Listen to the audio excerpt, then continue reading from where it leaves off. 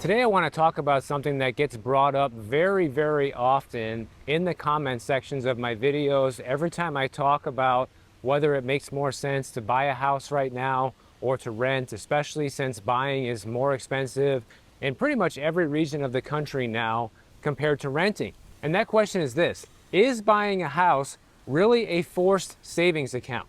Should people who can't save money buy a house because at least if they can't save money, then after all said and done, in the end, they will have a paid off house? And there are definitely some reasons to do this and some definite reasons not to do this. And that's what I want to talk about in today's video. Because one major issue today is that renters typically don't save the difference of what they would be actually paying if they were to buy a house, and they're not investing that difference. That's what makes all of this a game changer, essentially. If you are investing the difference as a renter, then it can easily make more sense not to buy a house. But if you aren't, then the lines become a lot more blurry. And that's why the advice for the average person is to get a house, so that way, if nothing else, you have a forced savings account in the end. So let's go through a made-up scenario here to give you guys an idea of how this would work. In 2012, a woman who was 29 years old, who's barely scraping by in Orlando, Florida, decided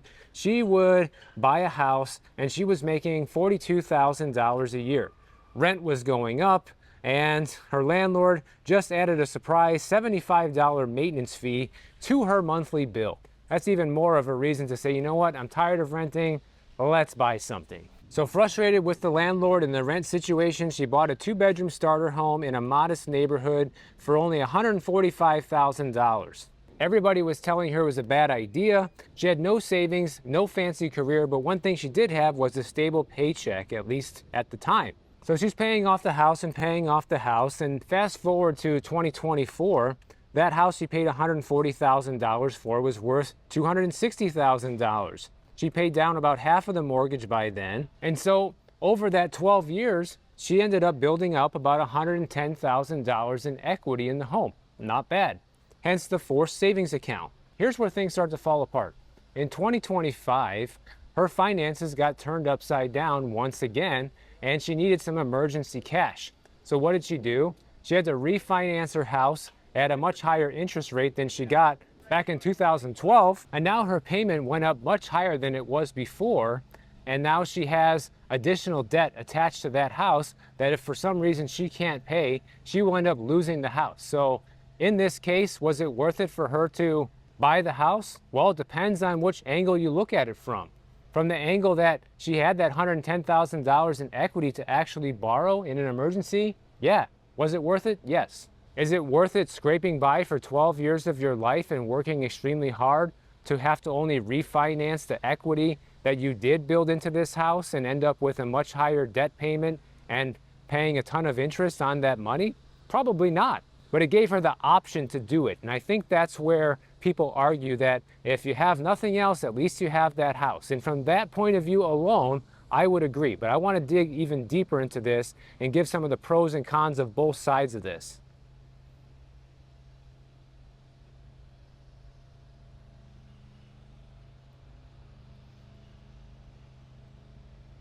So let's start off with the pros of this, and then we'll move on to the cons. So the first thing is you are building equity. You know, each mortgage payment you make reduces the balance you owe on the house, and over time this can result in significant wealth, especially if you see a large uptick in home prices like we saw over the past 5 years. Nobody who bought pre-pandemic probably ever dreamed that their property would be worth what it is today. Even at normal appreciation rates, if you buy a house worth $300,000 and it appreciates at 3% annually, in 10 years, your house could be worth $400,000. So, you know, the market and inflation is essentially doing a lot of the heavy lifting in terms of increasing your equity and your home value. You know, yes, the mortgage payments do help, but really inflation is what really does the trick when it comes to home ownership. The second pro to having the house is it gives you forced discipline. You have to make that mortgage payment every single month or you lose your house. You know, they'll take it from you in foreclosure if you don't make those payments. So it kind of forces you to save the money by investing it into your house. Now, obviously, if your mortgage payment is $1,200 a month, you're not saving $1,200 a month, because a large chunk of that $1,200 is going towards interest, especially in the first half of your loan. But the portion of it that is going towards paying off your principal, combined with inflation, is helping you build equity over time. But that doesn't apply in a housing market where home values are going down.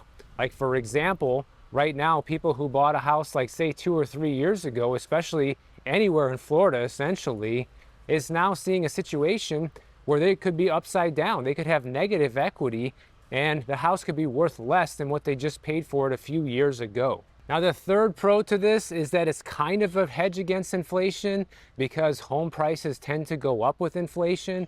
But as you can see right now, home prices are stalling out in many areas across the country, and even going down in many instances. So that is a little bit debatable. But in general, real estate is an asset that will appreciate. The more inflation that we get, which is an increase in the money supply, the more of that money will inevitably flow into the housing market. And the fourth reason is probably the main reason that a lot of people say it's better to own the house, and the reason why it's a forced savings account. And that's because if you're a middle income earner in this country, you earn the average wage, your household earns $75,000, $80,000 a year, this is going to be your primary asset when you retire. And then you can end up tapping into that equity, assuming you pay off the house or pay off most of it by the time you retire, in the form of a reverse mortgage or home equity loans, things like that. So people are essentially saying, buy the house so that way you have something to tap into later when you might need it, when you're no longer working.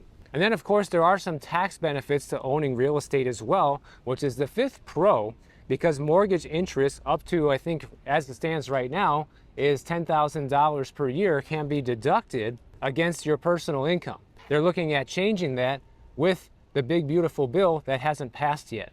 Now let's move into some of the cons of buying the house and using that as a forced savings account. And number one is a big one, and that is there is no liquidity in buying a house. When you buy a house, it's not easy to sell like a stock. You can't just say, I don't want it tomorrow, and turn around and sell everything. It's not that simple. When you buy a house, there's a lot of closing costs involved. There's a lot of other selling costs if you want to turn around and sell. And those things alone can make it unprofitable to sell your home. And also, from the very beginning, once you first buy the house, you won't be able to tap any of the equity of the home unless you put a significant down payment. We're talking 30, 40, 50% down. Then you might be able to tap some of that equity right after buying the house, or if you pay cash. But if you're the standard borrower and you put down 10%, you won't have any equity to tap for a very long time. Now, the second reason it's not a good forced savings account is the one I talk about all the time, and it's because it has high transaction costs and high maintenance costs. Buying and selling a home involves closing costs, real estate commission, thousands and thousands of dollars per year in maintenance. The average homeowner spends anywhere between 1% to 4% of their home's value annually on home maintenance. So think about it. If we're talking in normal years, appreciation makes your home go up in value 2 to 3% per year, but you're spending 2 to 3% per year of your home's value just on maintaining the place, you're essentially gaining nothing, especially when you're talking about inflation. The value of those dollars is continually becoming more worthless, and you have to pay more and more in order to be able to maintain your house. The third downside to it is you have market volatility. You know, a lot of people are brainwashed into thinking that home prices only go up, they never go down, and recent times are proving to be that untrue once again. We're seeing many markets start to turn negative year over year now across the country, and as the next couple of years go by, it's probably going to be more and more of them. You know, in the 2008 housing crash, home prices fell on average 30% in most places throughout the country, and in some places it fell much more severely, like here in Miami, went down 50%. Is that going to happen again this time? Nobody knows, but the potential for it is always there, especially as these asset bubbles continue to get overinflated. Number 4 is a big one, and that is that there's opportunity costs when you buy a house. That money you have tied up in your home and your home equity might yield better results elsewhere, such as an index fund or retirement, or nowadays gold and silver or Bitcoin. And the fifth con to buying the house and using it as your forced savings account is that it can reduce your job flexibility, especially when the market is down. It means you might end up having to sell at a loss. So if that happens, that's not a very good position to be in. And so it's better to look at it like not really a forced savings account, but you're taking a risk, just like everything else. It can end up being a forced savings account if you hang on to the house long term. We're talking paying off that 30-year mortgage and keeping that house for many, many years. Then it can end up like that. So I would say for people who struggle with self-discipline, you know, a mortgage forces you to pay off the house and to save, and it's the only real asset most middle-class Americans are going to build in their lifetime. So in that sense, it might be worth using it as a forced savings account. But on the other hand, it's not actually a savings account. It's a leveraged investment, and if the market turns like it is right now, you're exposed and you have to deal with the consequences. Now, I'm not sitting here saying that an actual savings account is much better, because obviously your money sitting in the savings account, even if it's earning 4.5% right now, is still losing money to inflation with how bad it's been. But at least you don't have as much of the risk. You can go in there and grab that money anytime you need it, whereas when you're talking about buying a house, it's not that simple. And by the way, today I'm walking in the newly opened Maurice Gibb Park here in Miami Beach. This park has been closed for well over a year now. I used to shoot my videos here back in the day, and it's been closed for quite some time. So this is the first video I've done here in probably like a year and a half at least.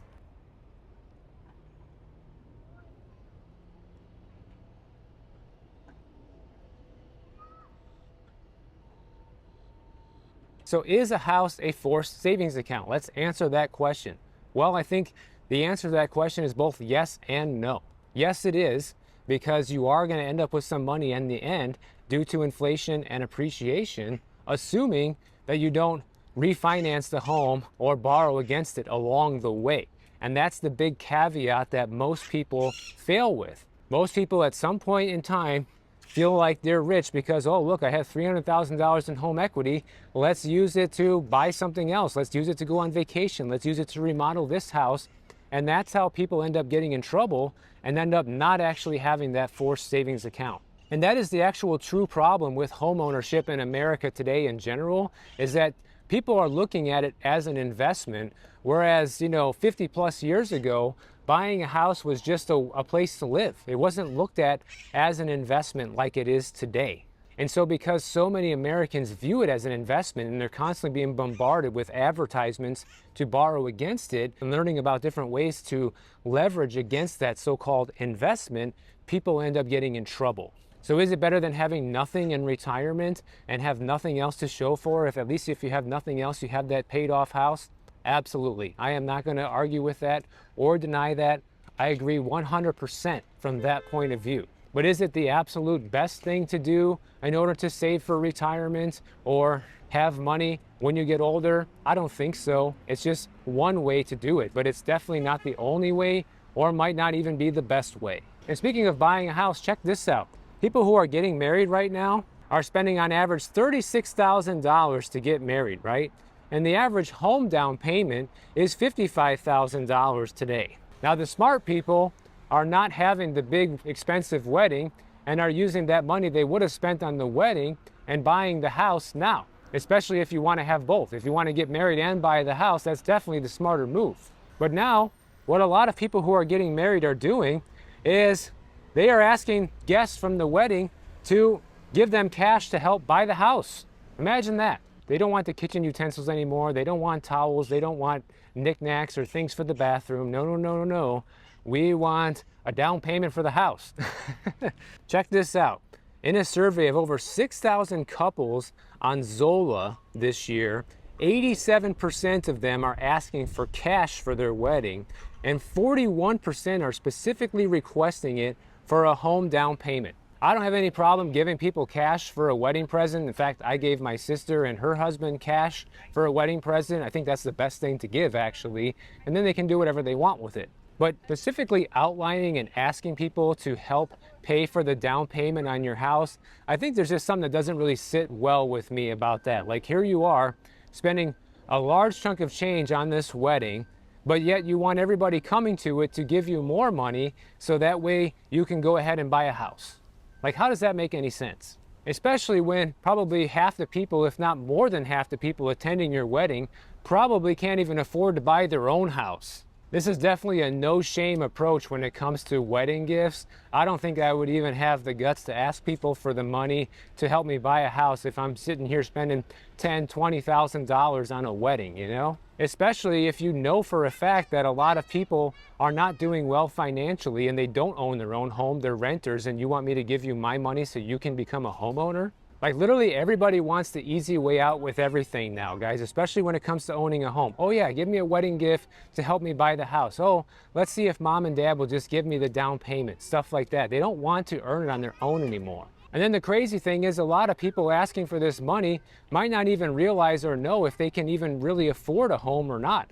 Because having the money for a down payment doesn't mean that you're gonna have the actual money to own the house and pay for all the maintenance costs. You know, a 2024 study from Bankrate found out that homeowners are spending about $18,000 a year on additional costs beyond the mortgage. We're talking things like your property taxes, your insurance, the maintenance around the house. I have covered this in the past, and it's a lot of money. And here's the funny thing about it too. They say, well, it's okay to do this, but you gotta be thoughtful about how you ask. You should be specific about the house you wanna buy or where exactly the money's going, things like that. And generally, most people will be happy to contribute to it. Like, okay, whatever, man. But if you are gonna do this, you better keep proper documentation, because there are strict guidelines when it comes to where the down payment money comes from when you're getting a loan. So you need to be keeping track of exactly how much you got from everybody, and it all needs to be documented. Otherwise, you might not even be eligible to use that money for a down payment. If you're gonna go through underwriting, especially with a conventional mortgage, you're gonna have to show extensive documentation on how you got that money if you didn't have it before you got married. Now, for anybody who's looking at where you can still find an affordable house to buy these days, the good news is there's actually still a lot of places out there. According to the latest data from Realtor.com, there's about 140 locations across the US where the median listing price is sitting at $300,000 or less. And I know that's still a lot of money for a house, but compared to the median price home in the United States being $400,000 right now, that's still 25% cheaper. Now, the majority of these places are in the South and in the Midwest, and Realtor.com marked these places as anywhere in the country where there's at least 1,000 listings and the median price was $300,000 or lower. And I'll put up this infographic on the screen. There's too many to read through here, but their top 22 picks are actually quite affordable, and they're also all under $300,000, sometimes by a lot, like the number one here being Detroit, Michigan, and the most expensive is San Antonio, Texas. And there's still quite a few Florida cities on this list as well. And just by looking at this infographic in the map, there are places to go, guys. There are places where people can afford homes. It's just a matter of, can you get a good paying job there, and do you want to live there? Maybe you can just get married and ask your friends and family to give you 50 grand and just move. But going back to the beginning of this video about a house being a forced savings account or not, I think that you really need to know yourself, and you really need to understand how good you are at saving and investing money. And if you know you're somebody who's not very good at it, then buying a house could put you in a position where you have some money later down the road. But also, if you're that irresponsible, you may end up actually missing mortgage payments, and you may end up not being able to afford the home because too much of your money is going towards other things. So if you're somebody who's financially irresponsible, it's a double-edged sword. If you never borrow against the house and you never miss your payments, it could work out for you. But if you're somebody that's completely irresponsible, you may end up blowing the whole thing and would have been better off renting the whole time. Well, let me know what your thoughts are on it down below. If you enjoyed this video, make sure you subscribe to the channel. And if you don't want to wait for my next video to come out, check out this one on the screen right over here, and I'll see you in the next one.